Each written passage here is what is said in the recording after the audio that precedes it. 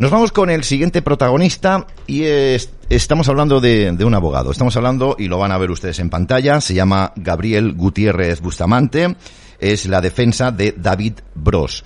Enseguida les vamos a explicar qué pasa con todo esto. Primero vamos a saludar a nuestro abogado, Gabriel Gutiérrez. Muy buenas tardes y bienvenido a su casa. Muy buenas tardes, muchas gracias por la invitación. Y bueno, saludos a todos los espectadores que nos están viendo y escuchando. Gracias a usted por estar con nosotros. Bueno, pues para conocer un poco el tema, porque se ve que tu cliente, en este caso tu defendido, David Bross, está pasando un auténtico calvario, no en España, en otro país. ¿Por qué? ¿Cómo empieza todo esto?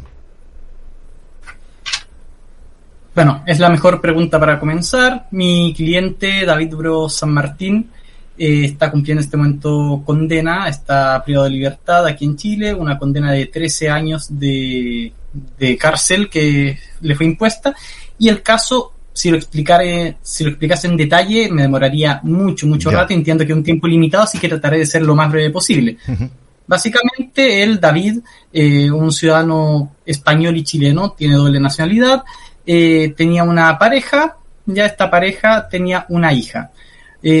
Esta hija tiene graves problemas psicológicos, psiquiátricos, recibió múltiples tratamientos por lo mismo, y vivía con su madre y su abuela, y en una ocasión, ella constantemente realizaba escándalos, berrinches, rabietas, y varios problemas asociados a sus patologías psiquiátricas, y por un día su abuela se hartó, la echó de la casa tanto a ella como a su mamá, y David las acogió.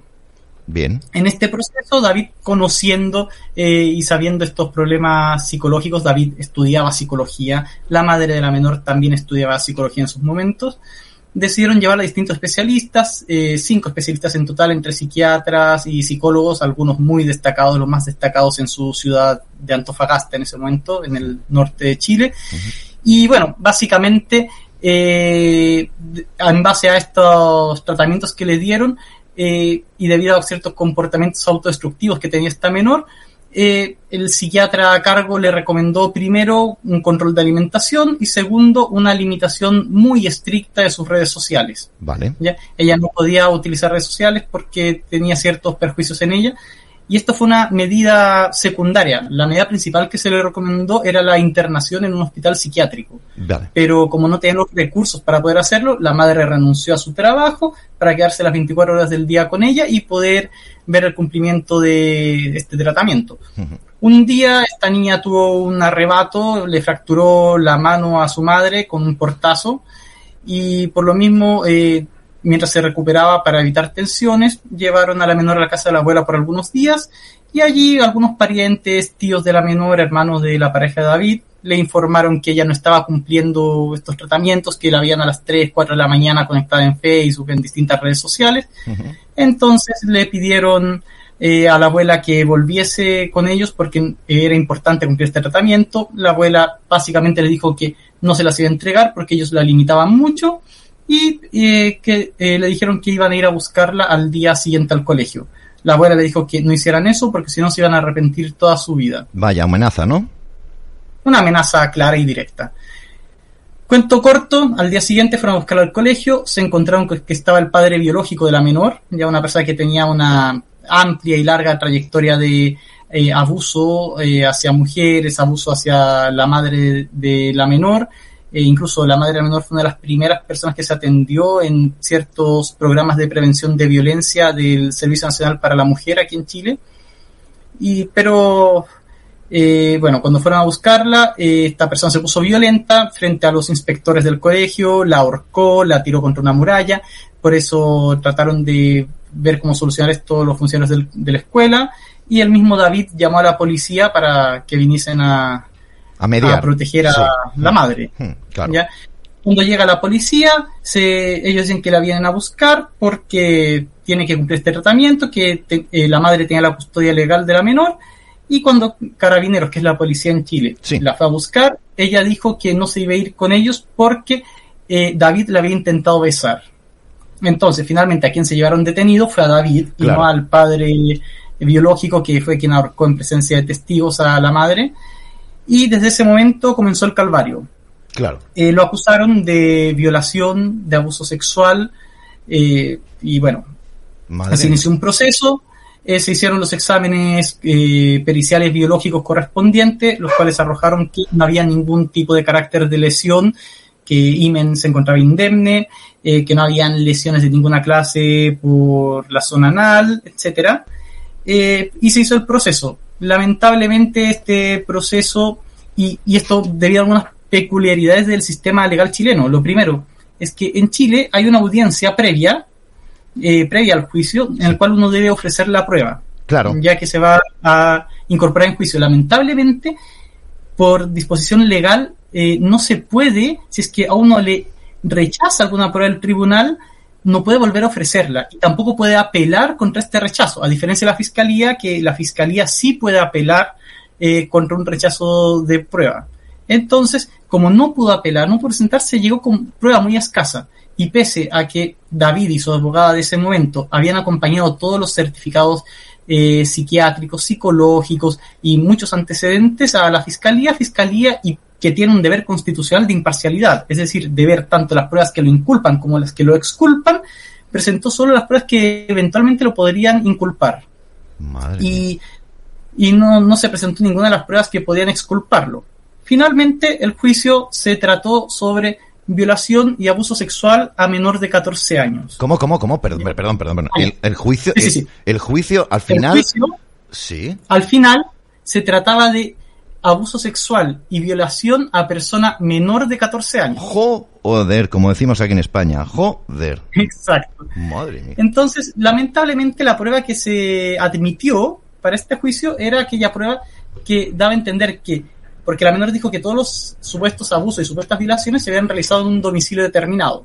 Uh-huh. Entonces se quiso demostrar que se cambiaron ese domicilio cuando ella ya era mayor de 14 años, ¿sí? Y que mediante contratos de trabajo, la renuncia de la madre, entre otras cosas, los horarios de la universidad de ambos, tanto de David como de su pareja, uh-huh, que no podía haber existido esta violación porque nunca quedó a solas con la menor, y por otro lado era imposible que hubiese existido cualquier acto mientras ella era menor de 14 años. Sí. Lamentablemente, bueno, ¿cuál fue la prueba de la Fiscalía? Era el relato de la menor, una menor que tenía problemas psiquiátricos. Sí. Estaba el relato del padre de la menor, de la abuela de la menor, y de un psicólogo sin ninguna reputación. De hecho, ni siquiera tiene perfil en internet, no se sabe su existencia, este psicólogo, que se referían única y exclusivamente al relato de la menor. Y aparte el examen sexológico que decía que no había ningún que no había ninguna lesión, ya ni ninguna evidencia científica que pudiera presumir que existió alguna violación o abuso sexual. Y la declaración de esta misma médico que hizo este examen, que contra lo que decía las conclusiones de su informe y toda la evidencia científica, decía que no se podía descartar al 100% la violación porque había ocasiones en las cuales esta clase de delitos no dejaba rastros. Pero perdóname, pero es que en España está pasando algo parecido. Esto es algo en todo el mundo. Perdóneme, señor abogado, pero es que si no hay pruebas biológicas o de que la niña haya sido forzada o violada o lo que sea, ¿cómo se puede admitir? Aquí detrás hay una trama muy grande. Bueno, esto es una cosa mía, y esto no lo dice usted, lo digo yo. Pero bueno, como en todos los casos pero vamos, que no le acepten la vista previa, que no pueda presentar, vamos, en definitiva, pruebas. Es que menos. Que por lo menos nuestro queridísimo compatriota David Bros pueda presentar algunas pruebas. No se las aceptan. Y luego además la justicia, por eso digo que puede ser que haya una trama detrás que quiera inculpar a esta persona porque luego hay un dinero que se genera de todo esto. Lo digo yo, no lo dice usted, Gabriel. Al final, nene, de verdad, esto es para tirarse de los pelos y eso que yo no tengo. Esto es increíble. ¿Cómo lo estáis afrontando todo esto, tú como abogado, Gabriel? Porque la tarea es, como decimos en España, jodida de verdad. Sí, no, esto es solo el comienzo porque lo que he comentado hasta ahora hasta el año 2015-2016. ¿Hasta el 15? Hostia. Sí. Básicamente, ¿cuál era la prueba de ellos? Era la declaración de la niña y la declaración de otras personas que escucharon la declaración de la niña sobre la declaración de la niña. Ya. ¿Qué era la declaración de la niña? Básicamente, variada. Hombre, un día dijo claro, perdóneme, lo acaba de decir usted hace un momentito.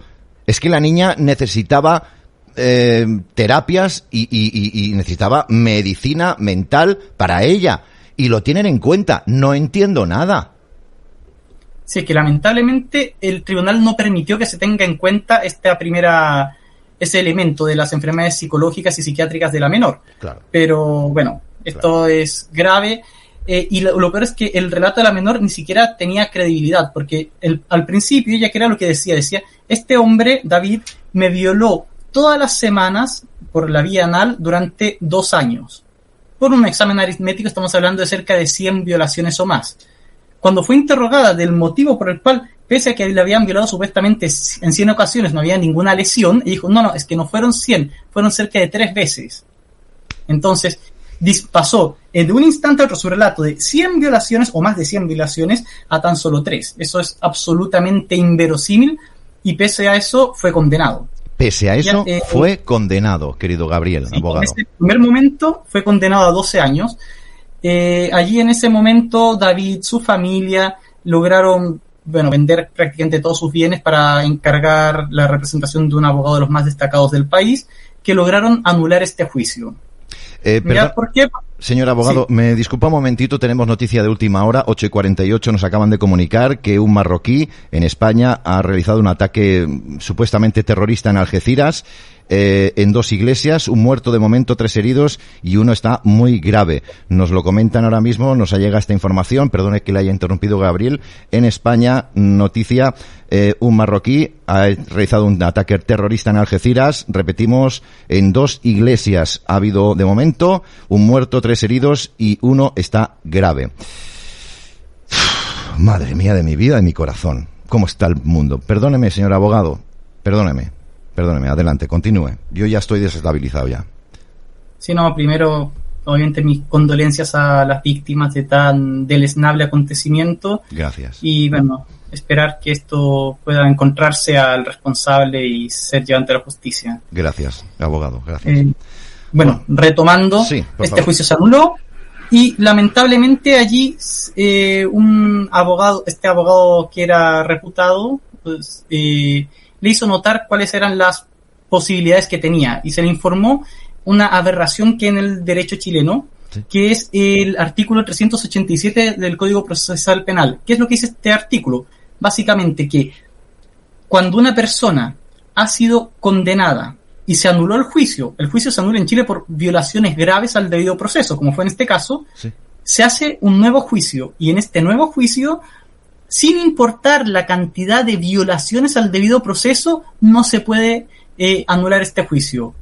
Va a tener un mérito de sentencia definitiva y permanente. Tampoco, por otra norma, el artículo 364 del Código Procesal Penal, tampoco se puede apelar. Por lo tanto, no hay ningún recurso en contra de esta sentencia que se dicte en el nuevo juicio, Gabriel, sin importar la cantidad de aberraciones que se llevan en él. No se puede apelar, lo acaba de decir usted. Exacto, ni apelar ni anular. No hay recurso alguno.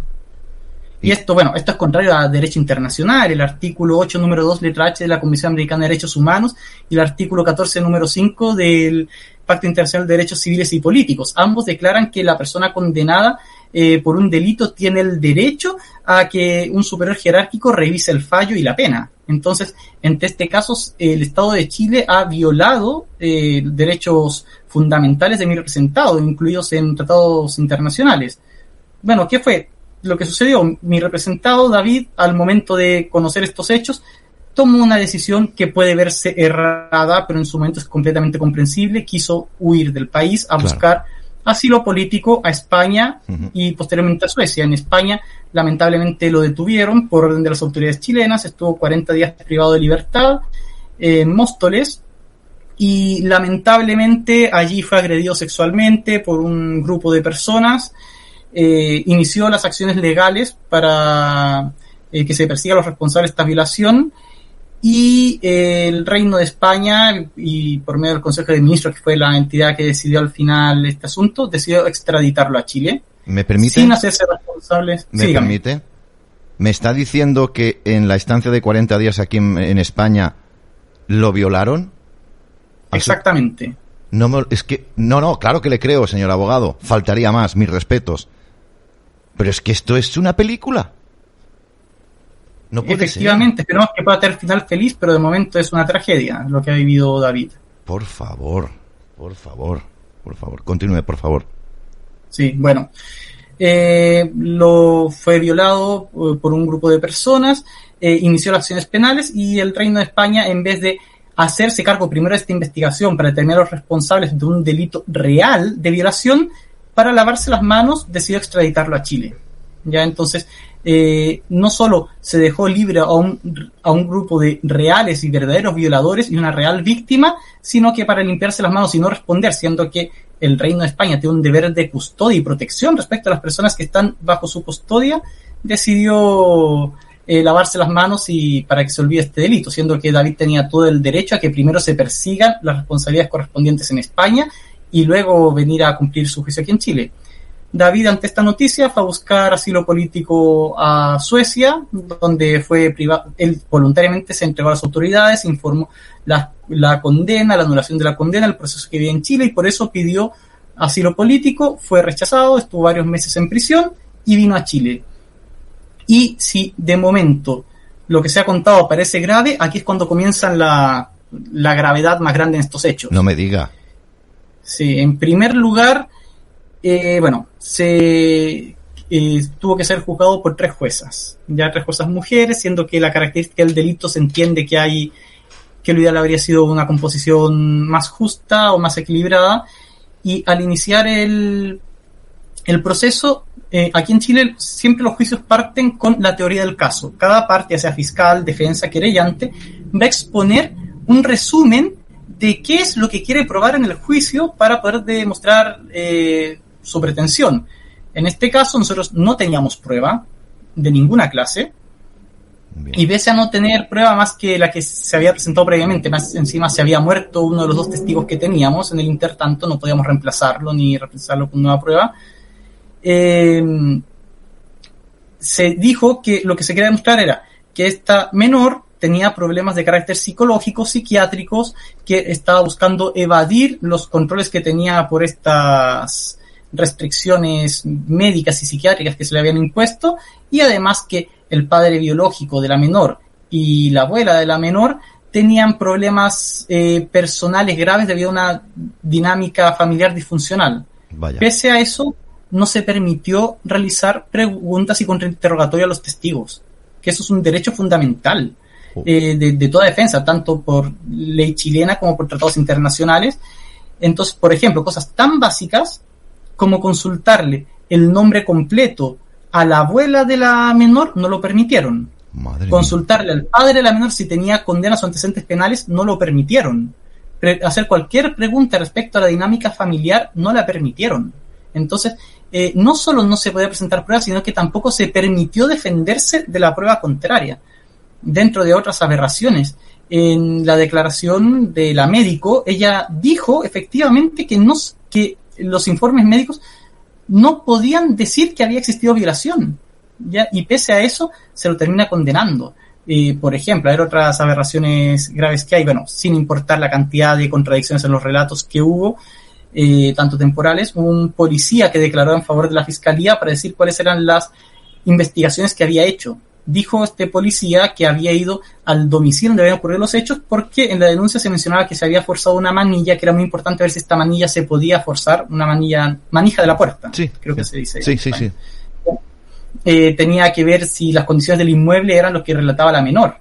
Y este policía, cuando se le preguntó cómo era este inmueble, dijo que era una casa amarilla de un piso, siendo que en realidad este inmueble era un edificio residencial de bloques rojo de 5 pisos. Entonces, claramente no se realizaron las diligencias, se demostró la falsedad de estos dichos, entre muchas otras aberraciones. No recuerdo todas las aberraciones que hubo en este juicio, sí, pero las juezas lo condenaron, ¿ya? Sin hacer crédito de las pruebas que se presentaron. En esta acusación se lo acusaba y se pedía condena por los delitos de violación y abuso sexual a menor de 14 años, o sea, de 13 años hacia abajo. Sí. Como se demostró que no había nada, era prácticamente imposible que sea menor de 14 años, en el alegato de clausura, cuando ya se cerró el debate, solamente las partes dan sus conclusiones, el fiscal dijo que por eso pedía la condena a persona mayor de 14 años, siendo que no fue acusado por ese delito, y cada persona tiene el derecho de presentar la prueba por el delito del cual se lo acusa. Uh-huh. Allí el abogado titular de David en ese momento hizo notar y le preguntó a la jueza, palabras literales, le dijo: disculpe su señoría, me parece haber escuchado mal. Me parece que el fiscal dijo que se lo quería procesar o que se pedía condena por violación y abuso sexual a persona mayor de 14 años, pero eso es un error porque esta acusación es a persona menor de 14 años. La jueza dijo: no, escuchó bien. Y sin haber llamado a recalificar, lo que corresponde aquí, si es que querían condenar por este delito, era que los jueces tienen que decir: se ha visto en base a la prueba que este delito no corresponde, que debe corresponder un delito distinto, y se pregunta a las partes para que opinen y den su para la redundancia, den su opinión respecto a la procedencia de esto, lo cual obviamente hubiésemos rechazado porque la prueba que se presentó, la escasa prueba, era para demostrar que no podía haber habido una violación a persona menor de 14 años. Bueno, no se hizo este llamado, claro, y se lo termina condenando a 13 años de presidio, más que en el juicio anterior, por violación a persona mayor de 14 años. Igual de grave que esto, que no se llamó a recalificar ni nada por el estilo, que las juezas dijeron que se había llamado a recalificar, cosa que no lo hicieron, y están los registros de audio. Después, cuando ya fue condenado, presentamos un currículum de David para tratar de demostrar que ya se había titulado de psicólogo, que tiene un magíster por la Universidad de Complutense de Madrid, si mal no recuerdo. Puede ser. Que por lo tanto tenía ciertos antecedentes que permitían acceder a una condena menos gravosa. Las juezas no solo rechazaron esta petición, sino que después de haber leído el veredicto condenatorio y mientras redactaban la sentencia, uno de los argumentos que usaron para condenarlo fue precisamente la existencia de este currículum, y trataron de decir que él nunca había trabajado en las empresas que había dicho porque no estaba en el currículum, siendo que esa prueba es completamente ilegal, ilegítima, y es ilegítima que haya actuado de oficio el juez, claro, ya en este evento, y lo utilizó como condena, siendo que es evidente que una persona no va a colocar dentro de su currículum, que va a presentar a terceros, una experiencia en la cual lo van a recomendar mal, porque si llaman a este empleador va a decir: a esta persona no pudo venir a trabajar porque fue condenada por violación. Ya. Es evidente que nadie va a poner eso en su currículum y no tiene el derecho de colocar u omitir cierta experiencia profesional que tenga. Claro. Claro. Abogado, don Gabriel, no pueden, porque claro, con que ya se ha dicho que antes no se podía apelar y todo esto, es que claro, el tiempo también se nos va de las manos, pero no se puede subir a una instancia superior este caso, o no se puede apelar, no sé, aquí en Europa se puede pasar de España a la Comisión Europea, pero de alguna forma, por ser ciudadano español, ¿no se podría pasar eso a instancias superiores de algún modo? ¿Lo han mirado ustedes? Sí, lo primero que se hizo fue tratar de interponer un recurso de queja, que es un recurso disciplinario que se interpone en contra de los jueces que violen el procedimiento. Sí. Allí la Corte de Apelaciones dijo 2 cosas importantes. 3. Cosa 1. Mencionan hechos muy graves, le preguntamos a las juezas y las juezas dijeron que era mentira las acusaciones. Segundo, dijeron: este juicio fue oral y no vamos a escuchar un juicio oral, por lo tanto no vamos a ver si es que es verdad o mentira lo que dicen David o las juezas, así que lo vamos a creer las juezas. Pese a que estaban las grabaciones, los registros del juicio oral, dijeron que no iban a escuchar un audio.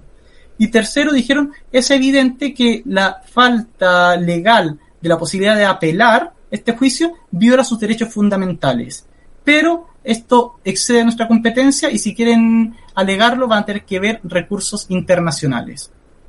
Vale. ¿Ya? Luego se presentó la Corte Suprema usó un argumento absurdo para tratar de no ver esta causa, y la única instancia que nos quedó, y que ya la presentamos afortunadamente, fue un recurso ante la Comisión Interamericana de Derechos Humanos, pero los plazos que ellos trabajan son eternos, o sea, se presentó hace cerca de 2 meses y medio el recurso, y tenemos que esperar cerca de 10 meses para que tan solo acusen recibo del recurso. 10 meses. Y el recurso puede tardar del orden de 6-7 años en resolverse. Para terminar, abogado, ¿cómo está David Bros? ¿Cómo se encuentra él? Porque yo entiendo que tiene que ser algo terrible que le estén enjuiciando y que esté preso y que lo vaya a estar, presumiblemente, si nadie hace nada, durante 16 años, creo que ha comentado usted. Me cachín la leche. 13 años. 13 años. Sí. ¿Cómo está él de ánimos, este compatriota?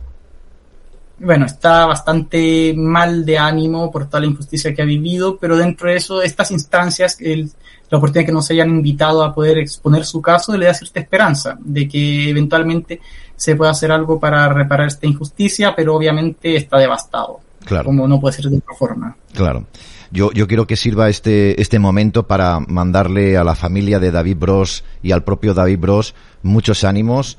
Evidentemente, el hecho de que no le hayan aceptado ninguna prueba de que él es inocente, etcétera, etcétera, nos demuestra claramente que él es víctima de un sistema, sin lugar a dudas, corrupto, que no solamente se mueve en países pues como España o Francia, sino también en Hispanoamérica también sucede. Porque, ya lo he dicho antes, repito, lo digo yo, no lo dice nuestro abogado, dentro de esto de la violencia de género, dentro de todo esto hay una gran trama económica que ganan dinero unos o otros y tal, a costa de la vida de las personas.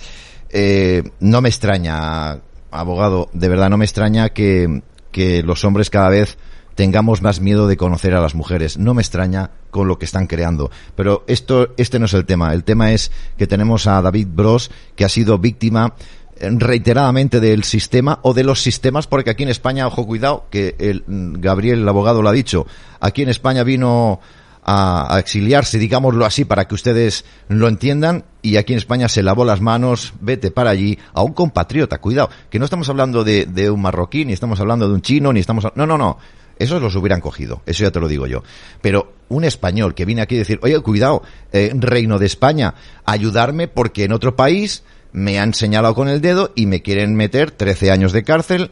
¿Qué hacen? Lo maltratan, lo vejan como ser humano y encima lo devuelven a Chile. Yo cada vez entiendo menos, señor abogado. Tienen ustedes un papel, tanto usted como la familia y como el propio David Bros, que me gustaría seguir conociendo. Guarde mi contacto, porque a la que haya algún movimiento interesante me gustaría darlo a conocer. No sé si es el único el medio en España que se ha dado a conocer el caso de David Bros, pero quizás ustedes deberían picar a la puerta. ¿Han picado a la puerta de grandes medios de comunicación españoles? A ver, de momento he dado entrevistas en 2 radios españolas. Bien. Ya este sería el tercer medio. Sé que ha sido esto desarrollado por algunos influencers, youtubers más famosos del ámbito español, como un tío blanco hétero, entre otros. Muy bien. Pero más allá de eso, bueno, es la pareja de David quien está tratando de coordinar todas estas acciones. Así que si es que alguien de un medio importante, sobre todo de alcance nacional, quizás o internacional, incluso estuviese escuchando esto y quisiese conocer el caso, obviamente estoy bienvenido a cooperar de la forma que sea, y agradecería toda forma de invitación para poder dar a visibilizar ante el mundo esta injusticia que está viviendo mi cliente. Señor abogado, si algún medio de comunicación por correo electrónico o por mensaje me piden tu número de teléfono para que lo cuenten en las televisiones o en las radios, ¿me da permiso para darles un número de teléfono y que puedan contactar con usted? Sí, por supuesto, número de teléfono, también correo electrónico, es ggutierrez, son 2 G seguidas, ggutierrezb@defenderte.cl, ggutierrezb, P larga, @defenderte.cl. Perfecto, Gutierrez B alta @defenderte.es, ¿no? .cl. .cl. Es en Chile. Claro, Chile, es sí. verdad, CL. Perfecto. Señor abogado, de verdad, nos ha penado muchísimo, me ha bajado muchísimo la vibración. Creo que nos queda mucho en este mundo para aparentar justicia y ser una civilización, porque nos autoproclamamos civilizados y para nada. Mucha fuerza para usted, para la familia de David Bros, para el propio David Bros, y tienen las puertas abiertas de Canal 5 cuando ustedes quieran, lo digo de corazón. Muchas gracias de verdad por la invitación, por esta oportunidad.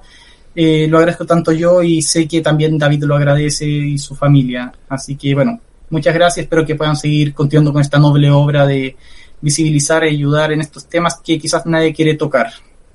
Sí, te entiendo. Muchas gracias, señor abogado. Que tenga una feliz semana. Muchas gracias. Igualmente, hasta luego. Hasta luego. Es tremendo. Esto es tremendo. Vamos a ir terminando ya. ¿Qué digo yo ahora? Pues mejor no decir nada. Lo ha dicho todo el abogado. Yo sé que muchas personas no han entendido muy bien el tema. El tema es muy fácil. En fin, pero escuchen el programa, escuchen otra vez este trozo, se darán cuenta de lo que está pasando David Bross, del calvario que está pasando David Bross, del calvario que está pasando la familia, del calvario de alguna manera también que está pasando su abogado, que no puede, con las herramientas en la mano, con la justicia, con nuestros derechos, que no pueden, ¿no? Se cierran en banda, la justicia, y ya está. Y ya está. Y esto, lamentablemente, le ha pasado a David Bross. Pero esto le puede pasar a Benito García, a Javier Estocolmo, o a Pepa... No, a Pepa no, porque si eres mujer no, pero sobre todo hombres. Hombres, sobre todo hombres. O sea, es que vamos a ver, es que es imposible, es que me he quedado planchado. Lo dejamos aquí, prácticamente. No me lo puedo quitar de la cabeza, el caso de David Bross. Tiene que estar pasándolo sabiendo que es inocente. Es muy fuerte, tío. Es muy, muy, muy duro. Eres inocente y por todos los lados aceptan pruebas falsas o pruebas que no son ni siquiera pruebas. Y la justicia la acepta. Es normal que pensemos que hay una trama debajo. Es que más claro, vamos, blanco y en botella. Madre mía, pobre David Bross, pobrecillo mío. Lamentable. En fin, damas y caballeros, nos vamos a ir prácticamente, pero vamos a echar un vistazo.